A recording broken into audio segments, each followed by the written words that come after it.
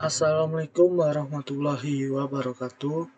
Jadi di sini kami akan menjelaskan mengenai desain dan implementasi basis data untuk sistem IoT deteksi gempa bumi yang disusun oleh yang pertama yaitu Ceci Venta Sasmita, yang kedua Amanda Bulan Naila, yang ketiga Gilang Rizky Ramadan, dan yang keempat yaitu Sarehja Riyatna. Jadi yang pertama yaitu mengenai latar belakang, yang dimana Indonesia merupakan negara yang berada di pertemuan tiga lempeng tektonik aktif, yaitu Indo-Australia, Eurasia, dan Pasifik. Hal ini menyebabkan Indonesia rentan terhadap bencana gempa bumi. Gempa bumi sering menimbulkan korban jiwa dan kerugian materi yang sangat besar. Oleh karena itu, diperlukan sistem peringatan dini yang efektif untuk mengurangi resiko bencana gempa bumi. Selanjutnya akan dijelaskan oleh Cesi Venta Sasmita. Lalu, terkait tantangannya. Di sini, yang pertama, adanya sistem peringatan dini gempa bumi konvensional itu seringkali terkendala oleh keterbatasan jangkauan dari sensor dan waktu responnya. Lalu, dari perangkat Internet of Things itu berpotensi untuk mengatasi keterbatasan tersebut dengan menyediakan jaringan sensor yang lebih luas dan lebih real time. Lalu yang ketiga, adanya pengolahan data dari sensor Internet of Things tersebut yang dimana membutuhkan basis data yang terstruktur dan lebih efisien untuk mendukung analisis dan pemrosesan data secara cepat dan lebih akurat. Selanjutnya, apa sih tujuan praktikum ini? Yaitu tujuan praktikum ini adalah untuk memahami dan menerapkan konsep desain basis data konseptual secara fisikal modeling pada sistem IoT. Deteksi gempa bumi.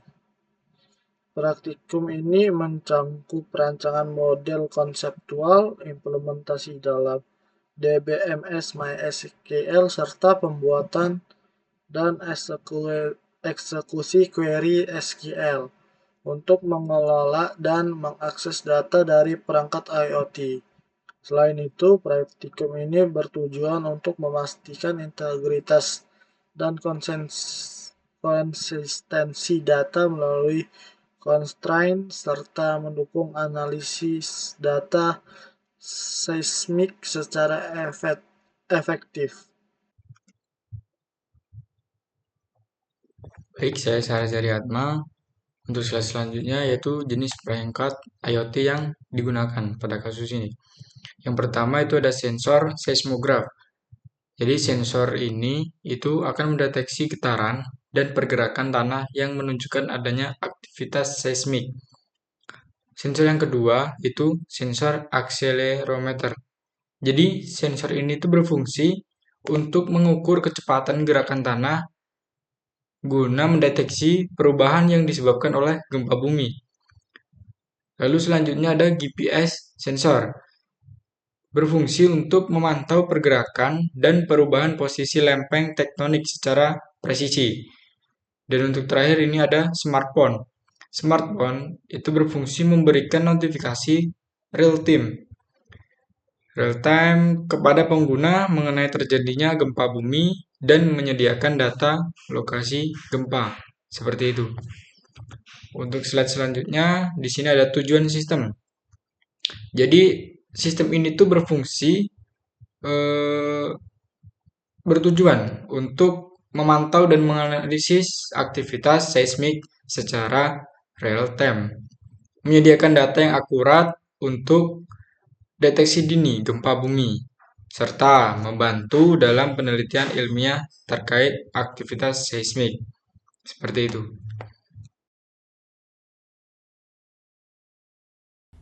Lalu di sini ada desain konseptual database-nya. Yang pertama di sini ada sensor. Sensor memiliki beberapa atribut. Yang pertama ada sensor ID, yang dimana ini adalah ID unik untuk setiap sensornya. Lalu ada tipe sensor, yaitu jenis sensor seperti seismograf, akselerometer, atau GPS-nya. Lalu ada latitude, yaitu garis lintangnya, yang dimana mengkoordinasi latitude tempat sensor itu dipasang. Lalu ada longitude, yaitu garis bujurnya, yang dimana mengkoordinasi garis bujur tempat sensor itu dipasang. Lalu ada statusnya, aktif ataupun tidak aktif, yaitu dari status operasi sensornya. Lalu juga ada baterai, tingkat baterai dari sensor dalam persentasenya. Yang kedua ada gempa. Gempa memiliki beberapa atribut. Yang pertama ada gempa ID, yaitu ID uniknya. Ada waktu, yaitu waktu terjadinya gempa tersebut.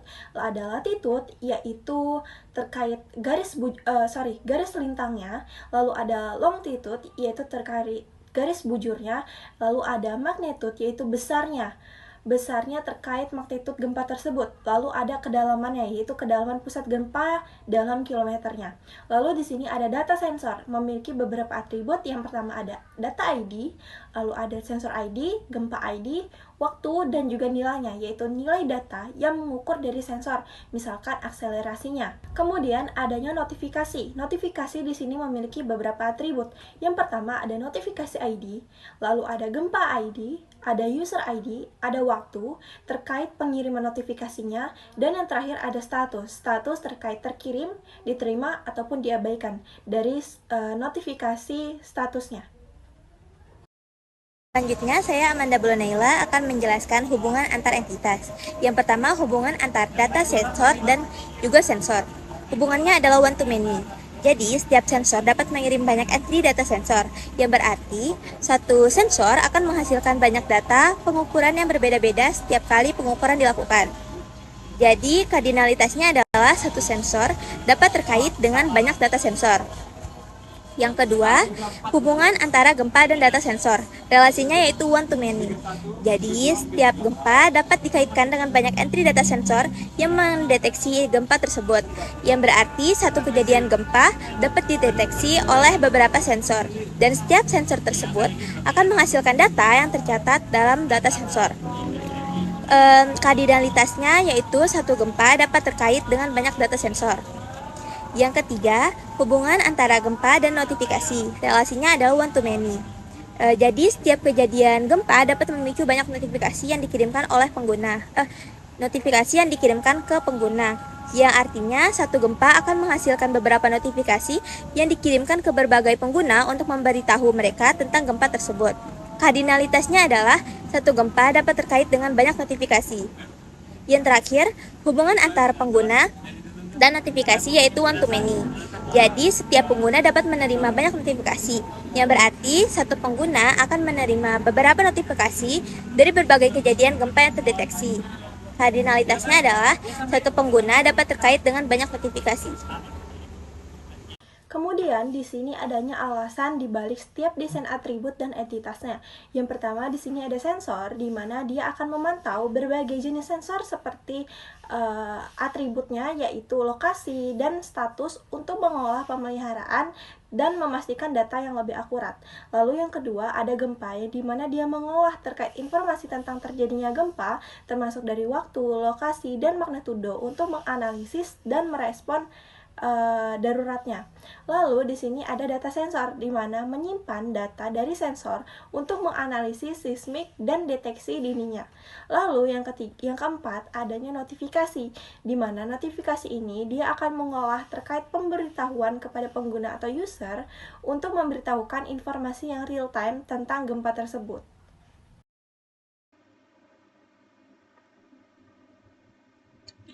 Jadi di dalam database sensor gempa terdapat tabel database sensor yang dimana di dalam database sensor ini memiliki atribut seperti sensor ID yang bertipe data integer dan tipe sensor bertipe data varchar yang dimana selanjutnya itu latitude yang dimana bertipe data desimal. Selanjutnya yaitu longitude yang mana bertipe data desimal.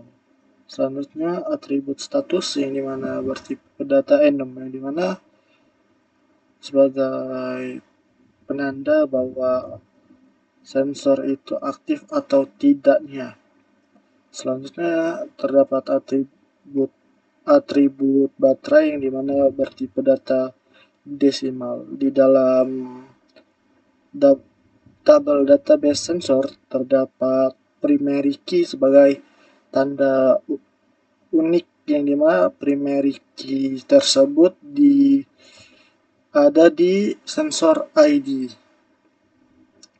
Selanjutnya database sensor yang dimana tabel database sensor ini memiliki atribut seperti data ID yang bertipe data integer. Selanjutnya ada atribut sensor ID yang bertipe data integer.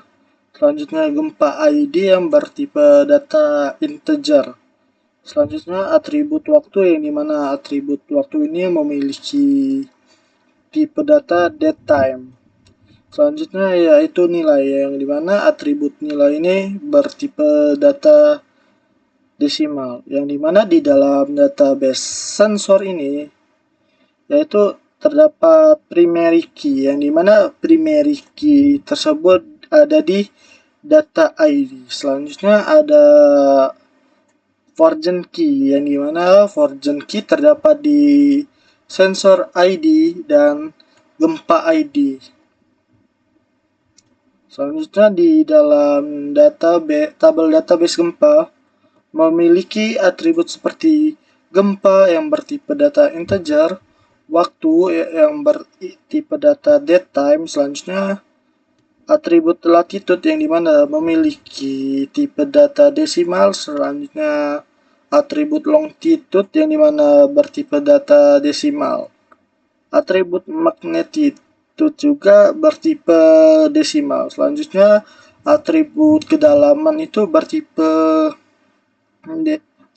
data desimal, yang dimana dalam database gempa ini memiliki primary key sebagai tanda uniknya, yang dimana primary key tersebut ada di dalam gempa ID. Selanjutnya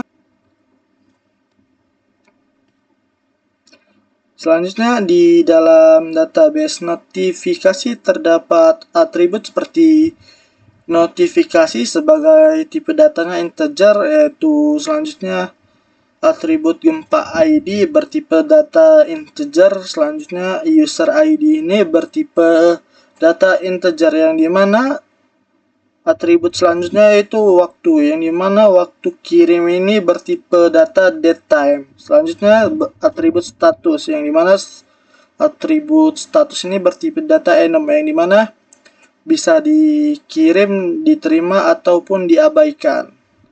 Di dalam tabel database ini fungsi primary key adalah suatu nilai yang ada di dalam suatu basis data yang dimana digunakan untuk mengidentifikasi suatu baris yang ada di dalam tabel. Nilainya yang ada di dalam primary key adalah unik. Sedangkan untuk foreign key, sebuah atribut yang terdapat di dalam suatu tabel yang dimana untuk digunakan untuk menciptakan hubungan antar dua tabel, yang dimana hubungan antar dua tabel itu yang dimana tabel sensor berhubungan dengan tabel database data sensor, yang dimana primary key sebagai tanda unik dengan sebuah atribut yang mana primary key sebagai penghubung ke data sensor. Jadi yang dimana primary key-nya ini sebagai penghubung antar data, yang dimana sebagai untuk daftar penghubungnya di sini terdapat di foreign key, yang dimana foreign key tadi yang sudah dijelaskan sebagai atribut yang dimana digunakan untuk menciptakan hubungan antar dua tabel. Jadi di dalam database sensor ini terdapat foreign key-nya, yang dimana foreign key-nya itu di gempa ID sama sensor ID. Selanjutnya sama halnya seperti yang sudah dijelaskan, yang dimana tabel database berhubungan dengan database gempa berhubungan langsung dengan data sensor, yang dimana di dalam data sensor ini memiliki version key, yaitu gempa ID yang akan menghubungkan ke database gempa sebagai primary key-nya itu gempa ID. Selanjutnya di dalam database gempa berhubungan langsung dengan notifikasi, yang dimana di dalam notifikasi terdapat atribut version key, yang dimana sebagai penghubung antar tabel-tabel ini. Jadi inilah adalah hasil implementasi database ke dalam DBMS MySQL, yang dimana yang sudah dijelaskan tadi, yang dimana di sini untuk membuat tabel deteksi gempa, yaitu sebagai tabel sensor, membuat tabel sensor, selanjutnya membuat tabel gempa, selanjutnya membuat database tabel data sensor, yang terakhir adalah membuat database tabel notifikasi.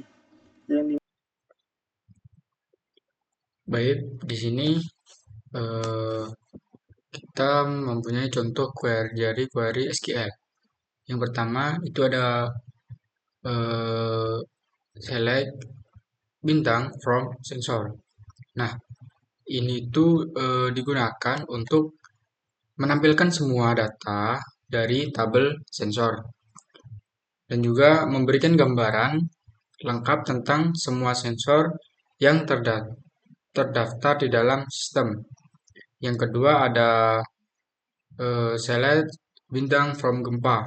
Jadi query kedua ini itu berfungsi untuk menampilkan semua data dari tabel gempa tersebut dan juga memberikan informasi tentang semua kejadian gempa yang tercatat.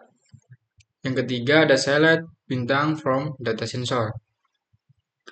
Jadi query ketiga ini dia itu menampilkan semua data dari tabel data sensor dan juga memungkinkan analisis data yang dikumpulkan oleh berbagai sensor. Seperti itu. Untuk query keempat ada select bintang from sensor where type sensor seismograph.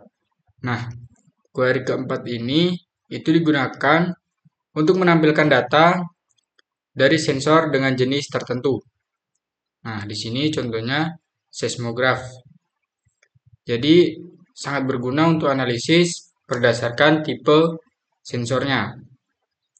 Lalu query kelima ada select ds bintang from data sensor ds join gempa g on ds gempa id sama dengan g titik gempa id where g gempa underscore id sama dengan 1.